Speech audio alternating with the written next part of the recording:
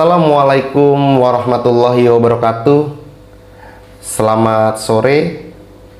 Pada sore hari ini kita akan coba membahas terkait dengan salah satu isu yang menarik dan selalu berkembang, karena memang kelompok-kelompok yang akan kita kritisi hari ini, mereka terus melakukan gerakan-gerakan baik di akar rumput maupun di tataran atas untuk berusaha memasarkan ideologinya, memasarkan pahamnya.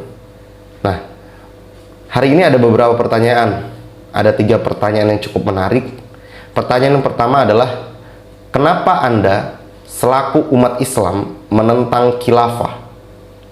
Nah, ini pertanyaan yang cukup menarik, sekaligus juga bisa kita sedikit paparkan kenapa pertanyaan ini muncul, teman-teman. Pertanyaan ini muncul dikarenakan adalah orang yang menanyakan ini beranggapan bahwasanya Islam dan khilafah adalah satu kesatuan atau satu paket yang tidak bisa dipisahkan. Nah, perlu kita jabarkan apakah pernyataan ini benar, apakah pola pikir ini benar. Maka saya bisa katakan bahwasanya kalau ada orang yang berpikir bahwasanya umat Islam atau Islam itu sendiri dan khilafah menjadi satu kesatuan, maka saya tegaskan ini adalah hal yang keliru. Kenapa? Karena pertama, saya akan katakan bahwasanya Islam tidak memerintahkan kepada umatnya. Allah Subhanahu wa Ta'ala tidak memerintahkan kepada para hambanya. Untuk apa, teman-teman? Untuk memperjuangkan khilafah Islamiyah, atau yang disebut dengan istilah lainnya adalah negara Islam. Kita tidak temukan satupun dalil baik dari Al-Quran maupun hadis yang sahih menjelaskan tentang perintah untuk menegakkan khilafah.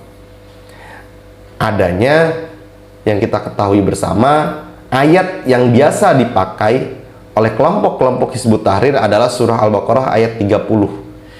Tapi tafsirnya berdasarkan tafsir pribadi mereka. Begitu. Artinya apa? Kita harus sama-sama paham bahwasanya khilafah ini bukan ajaran Islam. Kalaupun ada yang mengatakan khilafah adalah jalan Islam, maka perlu kita cross check dulu. Ajaran yang seperti apa? Perintah yang seperti apa? Wajib, sunnah, makruh, atau justru malah bid'ah? Kalau kita katakan wajib, maka kita perlu hujah. Mana hujah Quran yang menyatakan bahwasanya wajib menegakkan khilafah? Mana perintah dalam Quran yang menyatakan wajib untuk mendirikan negara khilafah atau negara Islamiyah? Kita tidak temukan, teman-teman, satupun ayat di sana. Dan ini harus kita akui bersama, tidak ada ayatnya. Bahkan kelompok-kelompok Hizbut Tahrir dan sejenisnya yang memperjuangkan khilafah pun menyatakan hal yang sama. Memang tidak ada ayatnya dalam Al-Quran. Itu yang pertama. Yang kedua adalah, kalau dikatakan sunnah, mana hadisnya?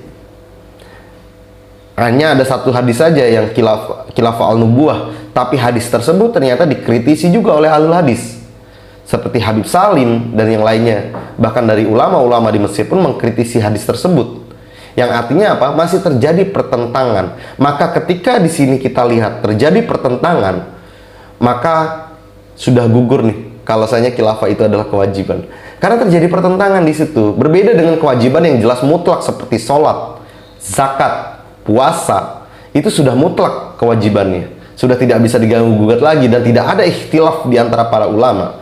Bahkan kalau teman-teman yang bermazhab Syafi'i melihat di kitab-kitab klasiknya Imam Syafi'i rahimahullah, kita sangat minim menemui kata khilafah di sana. Bahkan Imam Syafi'i dalam kitabnya Al-Um pun tidak menyinggung sama sekali tentang khilafah, tapi justru apa, teman-teman? Justru mereka atau justru Imam Syafi'i mengatakan dalam kitabnya bahwasanya kita harus taat dan patuh pada pemerintahan yang sah, terlepas dari pemerintahan itu menjalankan hukum-hukum Islam maupun pemerintahan tersebut dalam tanda kutip zalim, berdasarkan hadis dari Rasulullah SAW yang menjelaskan bahwasanya kita harus taat dan patuh kepada ulil amri, kepada pemimpin, walaupun dia mengambil hartamu atau mencambuk punggungmu. Sampai pada batasan itu saja kita harus ditaat dan patuh, begitu. Nah, inilah yang kemudian menjadi kontradiksi. Kenapa saya bilang kelompok-kelompok Hizbut Tahrir dan sejenisnya ini tergolong kelompok-kelompok Khawarij neo baru atau Khawarij era modern? Karena mereka memahami satu hadis untuk mengambil kesimpulan tanpa mempertimbangkan ayat yang lain. Contoh, 2 hari lalu saya habis Zoom dengan mereka, ikut di acara seminar mereka. Bagaimana mereka melakukan pelintiran-pelintiran terhadap ayat-ayat, pelintiran-pelintiran tafsir terhadap hadis-hadis, dan melakukan pelintiran-pelintiran terhadap sejarah Indonesia. Yang mau saya katakan begini, dalam seminar itu saya punya rekamannya. Mereka mengatakan bahwasanya barang siapa yang meninggal sebelum berbaiat kepada imam yang sah, maka akan mati dalam keadaan jahiliyah. Ini juga kan yang dipakai oleh kelompok-kelompok LDII untuk mengkafirkan kelompok-kelompok yang ada di luarnya.